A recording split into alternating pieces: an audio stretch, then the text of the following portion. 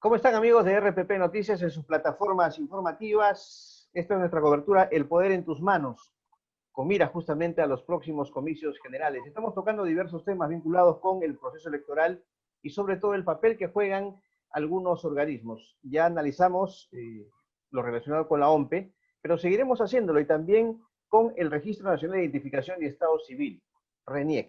Y hoy tenemos el gusto de recibir al politólogo Juan de la Puente.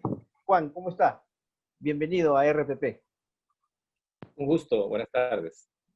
Bueno, eh, es importante el trabajo que van a tener tanto OMPE y RENIEC en este proceso electoral, pero a su vez, Juan, ¿cuál es la diferencia que encontramos respecto a la situación actual? Estamos en una etapa de pandemia y evidentemente tiene que haber muchos cambios con relación a un proceso electoral normal, ¿no?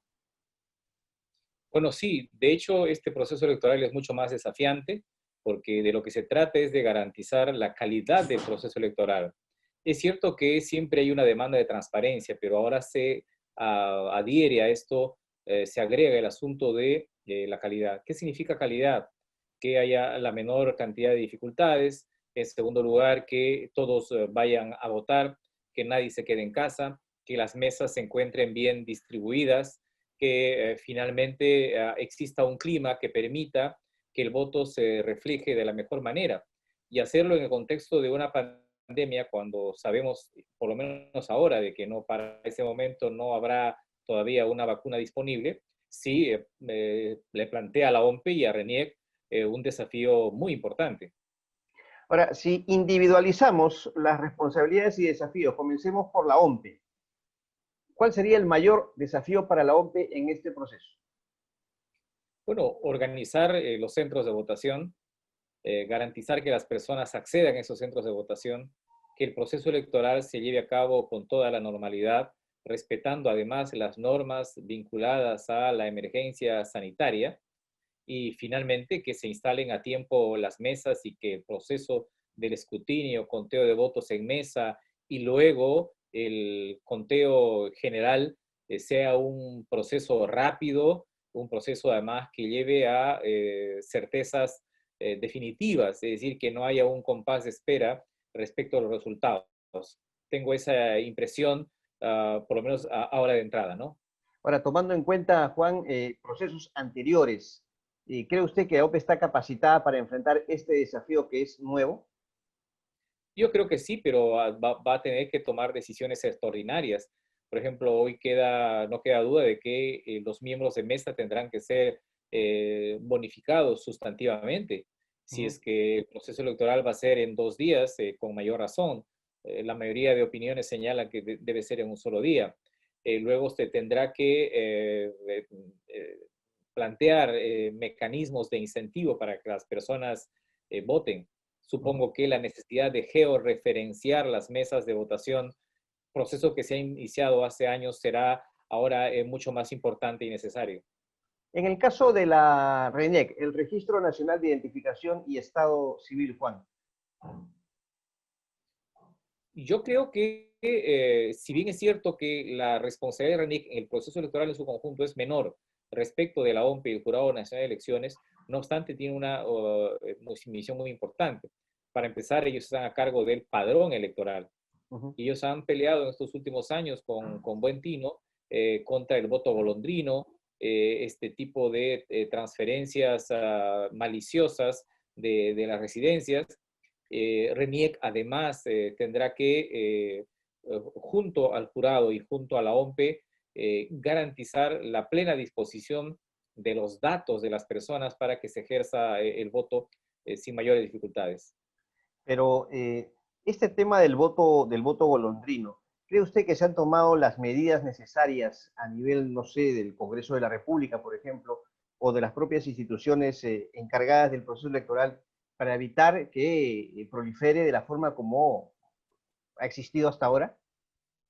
Considerando que esta es una elección, la que viene parlamentaria y presidencial nacional, es menos urgente fijarse en el asunto del voto golondrino. Eso más opera cuando se trata de las elecciones municipales y regionales. Ujú. siempre es importante. Creo que las normas que se han dictado ayudan mucho. Quizás hay un asunto de tiempo, considerando que extraordinariamente el proceso electoral no va a empezar con el año de Claro, distancia que se pensaba inicialmente. exactamente. Bueno, y también tendremos nuevos titulares de OMPE y RENIEC. ¿Cree usted que está determinado el tiempo suficiente como para que puedan adaptarse y desarrollar los cambios necesarios? Me refiero a los nuevos titulares de aquí al día de las elecciones. Bueno, si la selección, la designación de los titulares de OMPE y RENIEC se hacen en estas 2, 3 semanas en las que nos movemos ahora, yo creo que hay perfectamente el tiempo necesario para trabajar. No, se Hubiese define, sido perdón, Juan, en complicado. las próximas horas, nada más. Sí, por eso, tenemos 2 o 3 o 4 semanas, digamos, si es que esto se postergara, digamos, demorara por alguna razón. Pero después del mes de septiembre, yo creo que ya sería totalmente inconducente que se produzcan cambios en los organismos electorales. Sí, en el caso del jurado es muy interesante porque el jurado se está recomponiendo. Lo Ajá. que quiero decir es que tenemos todavía tiempo, a pesar de que estas elecciones son extraordinarias. En el caso del jurado, bueno, ¿hasta cuándo podría ser un tiempo conveniente para los cambios? Bueno, las normas ahí son más o menos precisas, ya fue designado el representante de las universidades, va a ser designado el representante del Colegio de Abogados de Lima, ha Sí. sido ratificado el miembro que va por la Junta de Fiscales Supremos, en las próximas semanas se elegirá al representante del Poder Judicial, que además será quien lo presida. Yo creo que vamos a estar en el mes de octubre con los plazos perfectamente posibles, quizás un poco ajustados, para que reconstituir el jurado tenga, digamos, pleno dominio del proceso electoral. Y lo importante también es que haya una coordinación adecuada, ¿no? Entre los tres organismos que están encargados justamente del proceso electoral.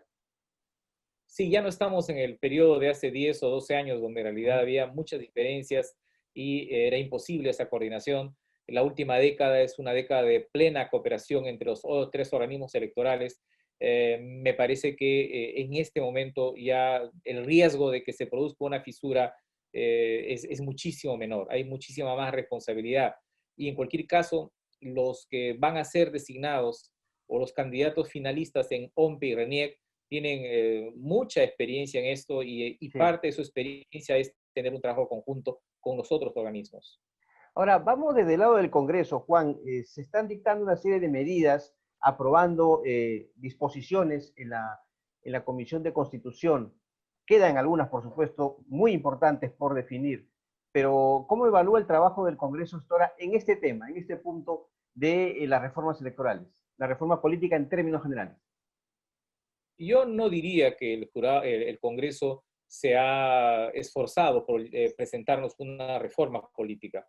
Me parece que el hecho mismo de que no se vote en la segunda votación esta prohibición para que sean candidatos las personas condenadas por delitos dolosos en primera instancia demuestra una falta de voluntad de avanzar en la reforma. Ajá. Es cierto que conspira contra una mejor reforma o presentar un mejor acabado de las reformas el hecho que tengamos elecciones muy extraordinarias considerando la pandemia. Pero yo creo que el Congreso ha podido esforzarse mejor y creo Y, que no lo ha hecho porque me parece que el grueso de los partidos está legislando para sí mismo uh-huh. y eso creo que es un error. Es cierto que los parlamentarios ahora no van a poder reelegirse, pero me parece que hay proyectos presidenciales que impiden una mejor performance del Congreso ahora. Este asunto ¿Solamente de cree el usted que voto por de eso o hay también intereses de carácter particular? Sí, son intereses particulares, son intereses políticos y particulares. Uh-huh. El asunto, por ejemplo, de pretender, es cierto que ahora eso no va a ser así, pero pretender que los candidatos tengan un año de militancia en el partido era cerrar la puerta a algunos. Eso se ha flexibilizado de algún modo. El no eliminar el voto preferencial es una manera también de confundir en este contexto, porque si bien es cierto, se tiene paridad, se tiene alternancia, el voto preferencial termina conspirando contra esa reforma. Entonces lo que tenemos son reformas muy complicadas, con muchos tropiezos, Uh-huh. y esto pudo ser mejor. Muy bien, Juan. Le agradezco mucho por esta gentileza que usted ha tenido con nosotros y, por supuesto, de seguro lo vamos a requerir más adelante ya para hablar cuando el proceso electoral esté más avanzado. Pero la verdad que ha sido muy importante su opinión, su análisis de la trascendencia que tienen organismos como OMPE y RENIEC en este proceso electoral. Muchas gracias, Juan. Ha sido usted muy amable, como siempre. Gracias. Juan de la Puente, politólogo, estuvo con nosotros en nuestra cobertura El Poder en tus Manos. Siga, por supuesto, con esta serie de programas y entrevistas con miras, repito, a los próximos comicios. Será hasta una próxima oportunidad.